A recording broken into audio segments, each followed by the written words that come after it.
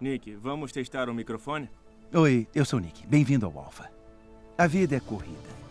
Todos os dias nos fazemos muitas perguntas. O que devo vestir? Como vai estar o clima? O que vai acontecer hoje? Como ter tempo para tudo? Mas há perguntas mais importantes, como por que estou aqui? Para onde vou? Isso é tudo? Há algo a mais na vida? Estas são as grandes questões da vida, mas raramente há tempo para pensarmos nelas com atenção. Todos temos diferentes perspectivas sobre o significado da vida e da fé. E Alpha é uma oportunidade para explorar as perguntas importantes. Aqui é um ótimo lugar para nos reunirmos e discuti-las de forma aberta e honesta. Eu sou a Gemma. Eu sou o Toby. E esse é o Alpha.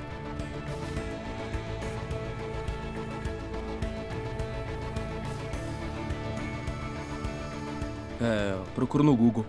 Com certeza no Google. Procuro no Wikipedia. Na internet. Eu pesquiso respostas diferentes e depois eu tento combinar todas elas para poder tirar minhas próprias conclusões. Ou com meus amigos. Eu não penso nas questões da vida. São difíceis de responder. No Google? Ou com a minha avó? Eu medito ou leio. Quando eu tenho uma questão sobre a vida, eu pergunto para minha família. Eu ainda não fiz perguntas tão importantes. Falo com a minha mãe e meu pai, basicamente. Eu converso com os meus pais e com a minha avó. Procuro as respostas na biblioteca. Em qualquer sessão por lá, eu não confio nas pessoas ao meu redor. O segredo é fazer sozinho. Tem coisas que tem que fazer por conta própria. Se me sinto confusa, falo com ele. E ele me confunde mais ainda. Mas quando é algo um pouco mais pessoal, eu tento descobrir a resposta dentro de mim, primeiro. Meus amigos me disseram que na primeira noite que foram ao Alpha, ficaram sentados no carro durante meia hora para ver como eram as pessoas que entravam.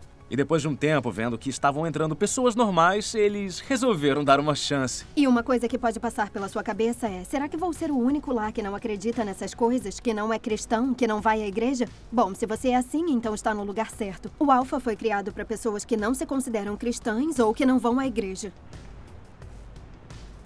Pode parecer um pouco estranho falar sobre a vida e a fé com pessoas que você nunca viu, mas o melhor de Alpha é que se chega a fazer boas amizades ao longo das semanas.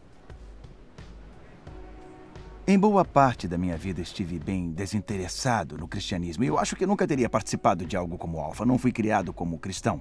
Meu pai era um judeu secular. Ele era agnóstico. E minha mãe não ia à igreja. E eu não tinha nenhum interesse no cristianismo. Em primeiro lugar, eu achava que era muito chato. Para mim, tudo relacionado à igreja, ao cristianismo, à religião era tedioso e triste. E fazia eu me sentir culpado, não sabia por quê, mas não queria saber nada disso. E eu também achava que era mentira. Achava que já tinha refletido sobre o assunto e tinha umas objeções intelectuais e, muito pretensiosamente, me considerava um determinista lógico. E gostava bastante de discutir com as pessoas cristãs. Na universidade eu tinha uma certa reputação por ser um ateu litigioso.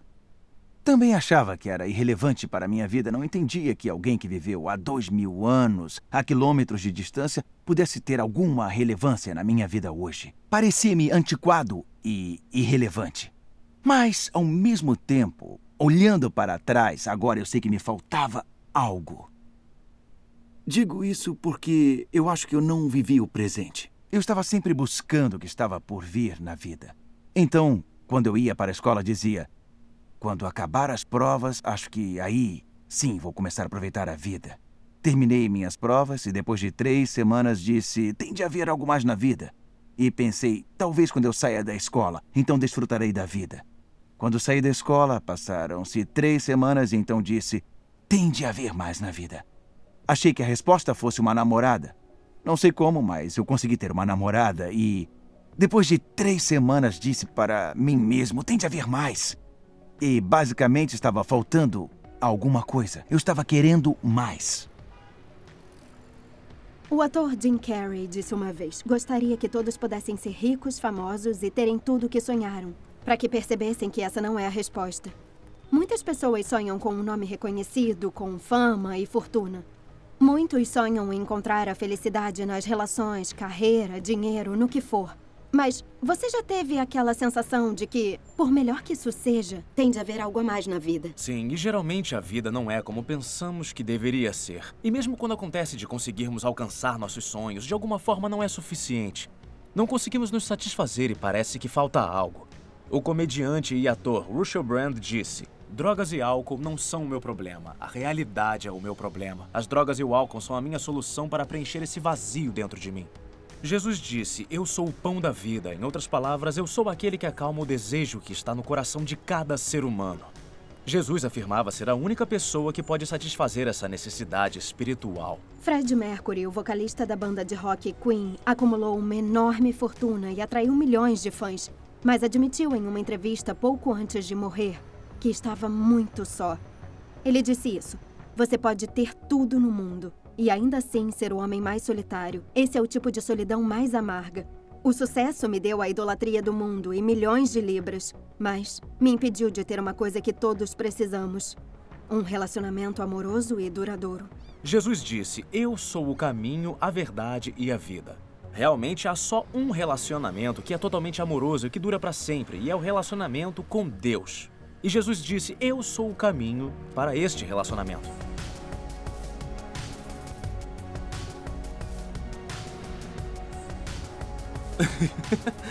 Talvez dinheiro. O que me faz feliz? Música. Música, sorvete e queijo. Dormir. Dormir me faz feliz. Ir à academia, ver meus amigos, sair à noite, jogar futebol. Cães. Álcool. Mulheres. Basicamente. A ideia da vida por si só me faz feliz. Roupas. Mulheres. Se há algo a mais na vida? É uma pergunta muito boa. Eu não sei, eu não posso dizer. Acho que estamos aqui para aprender algumas coisas. Nada além disso. Eu tô tentando descobrir, pra ser sincera. Não. É viver o momento. Com certeza, eu acredito que a vida é muito mais do que isso. Não faço ideia. Foi mal. Quando eu tinha uns 17 anos, eu estava sentado comendo hambúrgueres com 2 amigos. Olhávamos pela janela e falávamos de algumas lojas do outro lado da rua. E de repente eu percebi que eu não conseguia ler nenhuma placa, nem se eu forçasse a vista. Então eu pedi os óculos de um dos meus amigos emprestado. E assim que eu os coloquei, eu percebi que eu podia enxergar tudo. Cores, formas, palavras. Eu fiquei impressionado como tudo era tão claro. Eu já enxergava antes, mas agora eu podia ver de verdade. Para mim, essa é a melhor forma de descrever a diferença que Jesus faz. Jesus é a lente através da qual vemos Deus. E também é a lente através da qual vemos o mundo de uma maneira totalmente diferente. Jesus disse: eu sou a verdade. Muitas pessoas responderiam a um cristão assim: olha, que bom para você. Você encontrou um propósito para a sua vida. Mas isso não serve para mim. Mas se você parar para pensar, esse pensamento não tem lógica, porque se o cristianismo é verdade, ele tem uma importância vital para cada um de nós. E se não é verdade, não é bom para nós, porque estaríamos iludidos. C.S. Lewis foi um dos grandes intelectuais do século XX e provavelmente é mais conhecido por ser o autor de As Crônicas de Nárnia. Ele disse: o cristianismo, se for falso, não tem importância. E se for verdadeiro, tem uma importância infinita. O único que não pode ser é moderadamente importante. Eu venho de uma família de advogados, então, naturalmente, eu quis verificar os documentos originais e as fontes. Eu nunca tinha parado para verificar essas evidências e fiquei muito surpreso com a quantidade de evidências sobre a vida, a morte e a ressurreição de Jesus. Para mim, foi através da leitura destes documentos que encontramos no Novo Testamento que eu cheguei à conclusão de que é verdade. Um dos últimos casos que defendi como advogado foi um tribunal na frente de Lord Denning, um homem absolutamente brilhante, talvez o maior juiz do século XXI. Ele disse em certa ocasião que a Bíblia era o livro mais desgastado na biblioteca dele. Ele examinou as evidências com muito cuidado e chegou à conclusão de que é verdade. Um ex-professor de história da Universidade de Oxford descreveu a ressurreição como o fato melhor atestado na história. Até então eu não sabia que muitos dos pioneiros da ciência moderna eram cristãos. Descartes, Newton, Kepler, Galileu, Locke, Copérnico, Faraday, Kelvin, Pasteur. Francis Collins, um dos maiores cientistas do nosso tempo, diretor do projeto Genoma Humano, que mapeou 3 bilhões de letras do DNA humano, considerado por muitos o empreendimento científico mais significativo do nosso tempo. descreveu como ele encontrou Jesus e passou a acreditar na verdade do cristianismo. Bem, na casa onde eu cresci, não falávamos muito sobre fé. Meu pai era um professor de teatro, minha mãe era uma dramaturga. Quando eu fui para a faculdade e começaram as discussões sobre a religião no dormitório tarde da noite, eu não tinha nenhum motivo em particular para dar valor a algum sistema de fé. Nunca foi algo com o qual eu estivesse familiarizado. E achava que qualquer sentimento religioso de qualquer pessoa deveria estar baseado em alguma experiência emocional. E eu não confiava nisso, ou em algo baseado em adoctrinamento na infância, coisa que eu me sentia afortunado de não ter tido. Eu adorava a experiência de aprender sobre o corpo humano e todos os seus componentes, e adorava especialmente investigar a genética. Mas eu acabei no meu currículo escolar médico indo parar à beira do leito de pacientes doentes. Aquilo não era mais um estudo abstrato de moléculas e sistemas, eram pessoas reais. E uma tarde, uma das minhas pacientes, uma mulher idosa incrível com cara de avó, que tinha uma doença cardíaca terrível, começou a sofrer uma dor torácica enorme enquanto eu estava com ela. Por fim superou aquilo e depois então me explicou como a sua fé era a única coisa que a ajudava naquela situação. Ela percebeu que os médicos em volta dela não ajudavam muito, mas a sua fé sim. E depois que ela terminou de fazer uma descrição muito pessoal dessa fé, ela se voltou para mim. Até então eu estava em silêncio. Ela olhou para mim com curiosidade e disse: "No que você acredita, doutor?" E finalmente eu tive que admitir para mim mesmo que aquela pergunta me fez perceber que eu tinha chegado à resposta para a questão mais complexa que os seres humanos precisam enfrentar. Deus existe? E eu cheguei à resposta sem nunca ter parado para analisar as evidências. E eu me considerava um cientista. Se há uma coisa que os cientistas afirmam que fazem é que chegam a conclusões baseadas em evidências. E eu não tinha me dado ao trabalho de fazer isso. Eu fui auxiliado por um homem de fé que morava próximo à minha casa. Eu fui até ele e fiz perguntas sobre tudo. Ele me deu um livro de C.S. Lewis chamado Cristianismo Puro e Simples. Porque ele era um acadêmico de Oxford, um intelectual prodigioso, que passara pelas mesmas situações. Naquelas páginas eu percebi pela primeira vez que era possível uma pessoa chegar a crer com fundamentos racionais e, de fato, tendo também em consideração muitos indicadores a nosso redor em termos de universo e de um princípio, e a combinação perfeita de todas as constantes que determinam o comportamento de matéria e energia que parecem programados de uma forma tão precisa que tornam a vida possível. E muitas outras coisas, incluindo a minha amada matemática, e o motivo de ela realmente funcionar para descrever o universo é o que faz você pensar que o Criador deve ser matemático. Isso me levou então à pessoa de Jesus Cristo. Como uma pessoa da qual historicamente existiam muitos documentos, isso era novo para mim. Eu achava que Cristo era um mito, e tanto quanto sua história, mas percebi depois de ler mais que ele foi uma figura histórica e que temos bastante evidência sobre a sua existência e os seus ensinamentos, e até sobre a sua ressurreição da morte, literalmente falando. Naquele dia, ao lado da maca da minha paciente, começou uma jornada para mim. Uma jornada que eu não queria começar, mas que sentia que era necessária. Uma jornada que eu pensei que resultaria no fortalecimento do meu ateísmo, mas que, para minha surpresa, resultou na minha conversão. Há uma diferença entre conhecer fatos de uma pessoa e conhecê-la pessoalmente.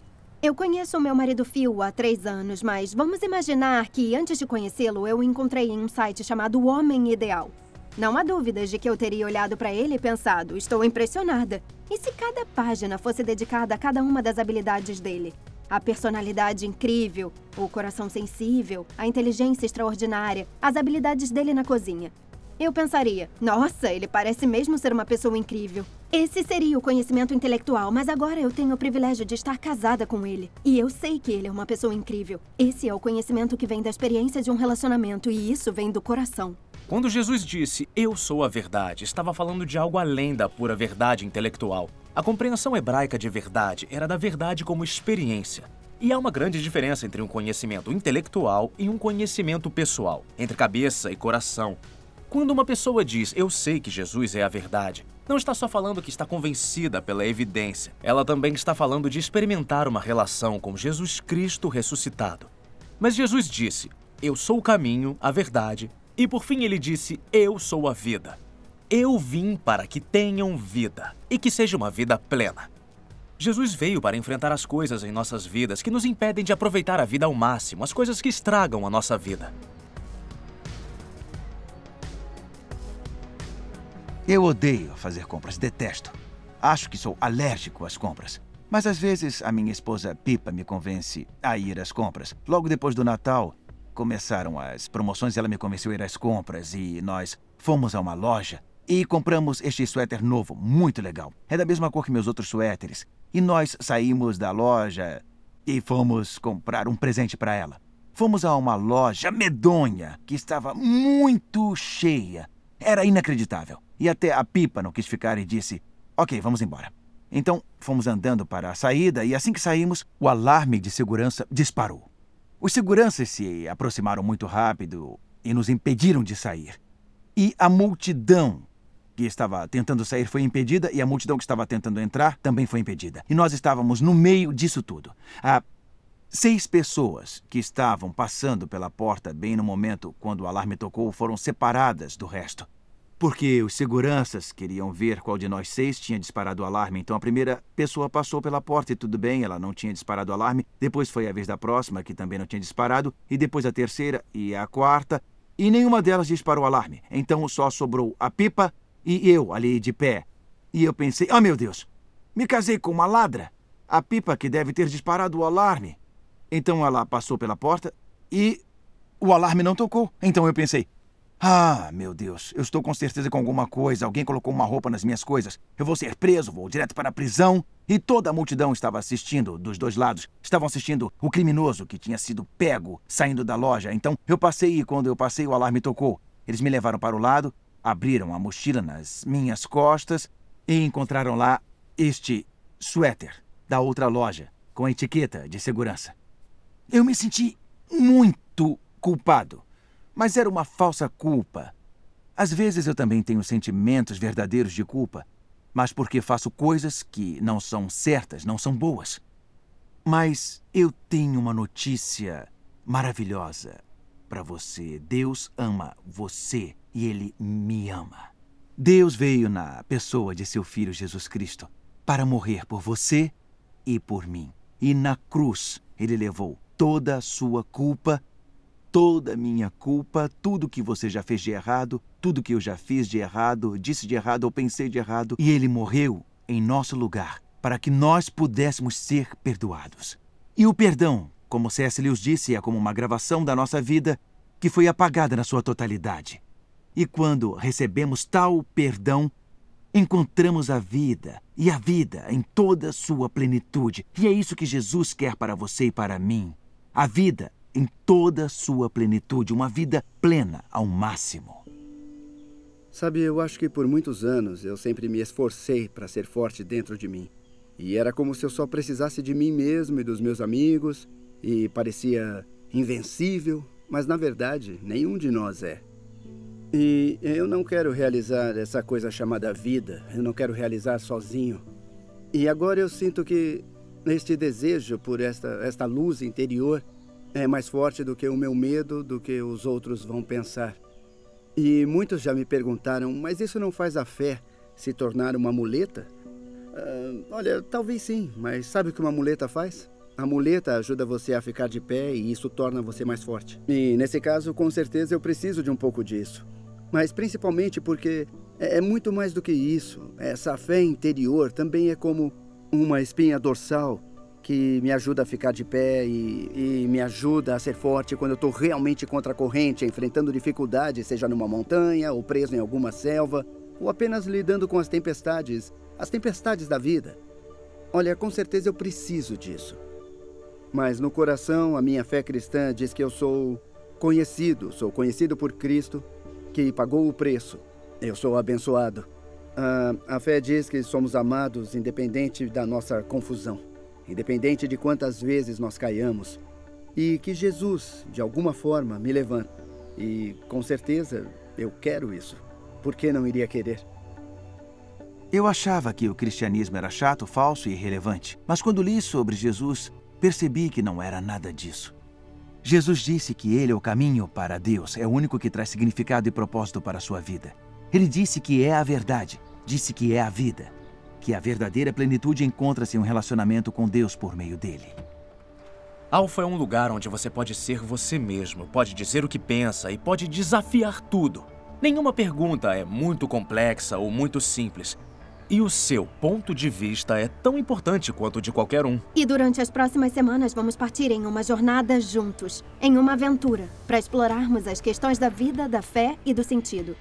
Pense dessa maneira. Se você viver até os 70 anos, vai passar 20 anos e 3 meses dormindo. 10 anos e 5 meses assistindo TV. 5 anos e 9 meses em algum tipo de transporte.